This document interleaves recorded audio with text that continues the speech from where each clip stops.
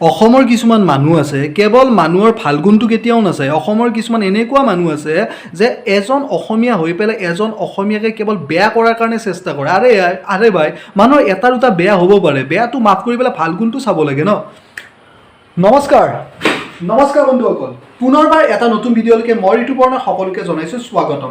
আজি আমি কথা পাতিম ইলিয়ানা গগৈৰ বিষয়ে। হয়তো আপুনি ইলিয়ানা গগৈক চিনি পায়, ফেচবুকতে হওক, ইউটিউবতে হওক, ইনষ্টাগ্ৰামতে হওক, য'তে নহওক ছ'চিয়েল মিডিয়াত যথেষ্ট পৰিমাণে বিতৰ্কিত হ'লেও জনপ্ৰিয় ইলিয়ানা গগৈ। এতিয়া কথাটো হৈছে, আপোনালোকে ইলিয়ানা গগৈ বুলি যদি ইউটিউবতে চাৰ্চ কৰে বা য'ত ছ'চিয়েল মিডিয়াত চাৰ্চ নকৰে কিয়, তাইৰ নিগেটিভ ভিডিঅ' বেছি পাব। আৰু এটা ফেচবুক লাইভক লৈ পেলাই যথেষ্ট পৰিমাণে ৰ'ষ্টিং হৈছিলে, যথেষ্ট পৰিমাণে তাইৰ এগেইনষ্টত ভিডিঅ' বনাইছিলে।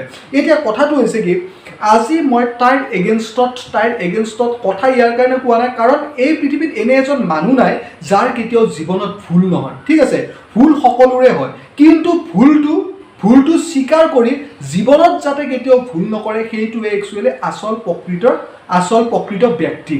ঠিক আছে, এতিয়া মই ক'ম ইলিয়ানা গগৈ কিছুমানে ট্ৰল কৰে, কিছুমানে ফেচবুকত কিবা এটা পোষ্ট দিলে উল্টা পুল্টা নিগেটিভ কমেণ্ট দিয়ে। মই তেখেতসকলক আজিৰ তাৰিখত ক'ম যে ইলিয়ানা গগৈৰ ইমান কিছুমান কোৱালিটি আছে যিবিলাক কোৱালিটিও চাগে তোমালোকৰ তাত নাই।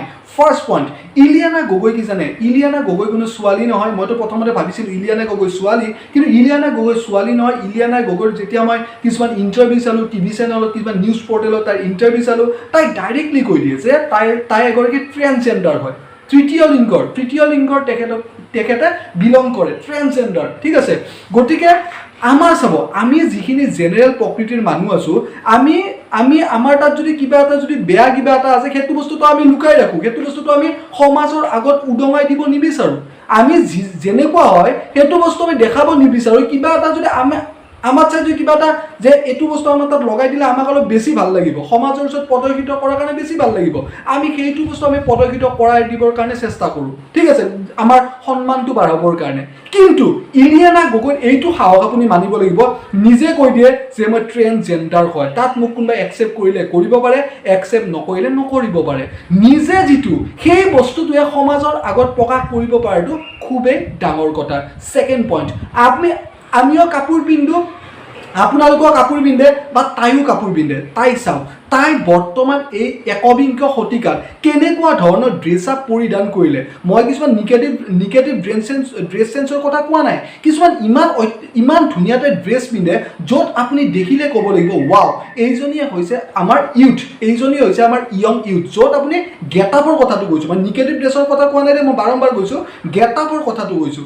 ড্ৰেছ সকলোৱে পিন্ধে বা ড্ৰেছ ময়ো পিন্ধো, কিন্তু ময়ো কেতিয়াবা ভালকৈ ড্ৰেছ পৰিধান কৰিব নাজানো।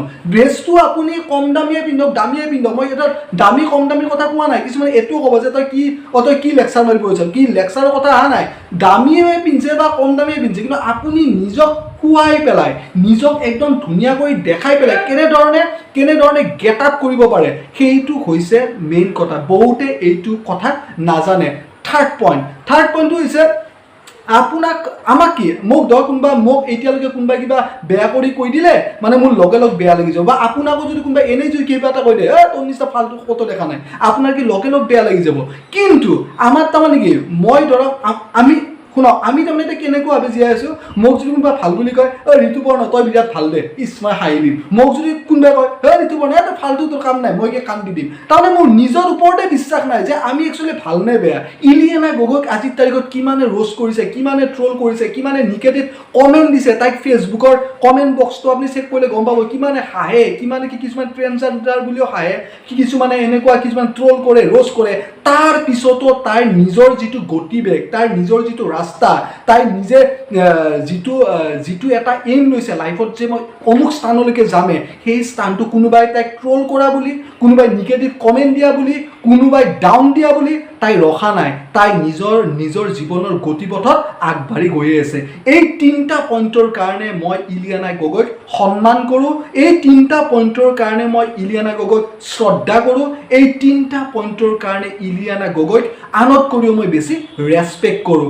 আৰু এই তিনিটা গুণ চাব যোনে ৰোষ্ট কৰে যোনে ট্ৰল কৰে যোনে ফেচবুকত উল্টা পুল্টা কমেণ্ট দিয়ে আপোনালোকে চাবচোন এই তিনিটা গুণৰ 110% মই লিখি দিছোঁ যোনে এনেকুৱা নিগেটিভ কমেণ্ট চমেণ্ট দি থাকে তোমালোকৰ এই তিনিটা গুণৰ এটা গুণ নাই এই তিনিটা গুণৰ টাইপ কৰি তোমালোকৰ তাত কোনো অভাৱ বহুত আছে এই তিনিটা গুণৰ অভাৱ বহুত আছে যদি মই এই ভিডিঅ'টো কাকো মই বেয়া কৰি মই দৰ্শকক বেয়া কৰি ক'ব যোৱা নাই বা মই ইলিয়ানা গগৈক ছাপোৰ্ট কৰিব যোৱা নাই মোৰ এই ৰিয়েলিষ্টিক অসম চেনেলটোৰ উদ্দেশ্যটোৱে হৈছে এজন ব্যক্তিৰ প্ৰতি কোনো শত্ৰুতা নাথাকা কৰি যদি কিবা ভুল কাম কৰিছে ভুলটো ডাইৰেক্ট উদঙাই দিয়া যদি সেই ভুলৰ পিছত সেই ব্যক্তিজনে যদি ভাল হৈ গৈ আছে তেওঁক এপ্ৰিচিয়েট কৰা তেওঁক আৰু উৎসাহিত কৰা যে তেওঁ যাতে আৰু আগন্তুক পৰ্যায়ত ভাল কাম কৰি যায় কাৰণ ভুল সকলোৰে হয় বাৰম্বাৰ ভুল কৰি থাকিলেহে তেওঁ মহা শয়তান কিন্তু ভুলৰ পৰা শিকি পেলাই যদি জীৱনটো ধুনীয়াভাৱে আগবাঢ়াই লৈ যায় আৰু যদি তেনেকুৱা ভুল নকৰে তেতিয়াহ'লে তেনেকুৱা মানুহক তেনেকুৱা ব্যক্তিক আমি সদায় সন্মান কৰিব লাগে আমি সদায় মৰম কৰিব লাগে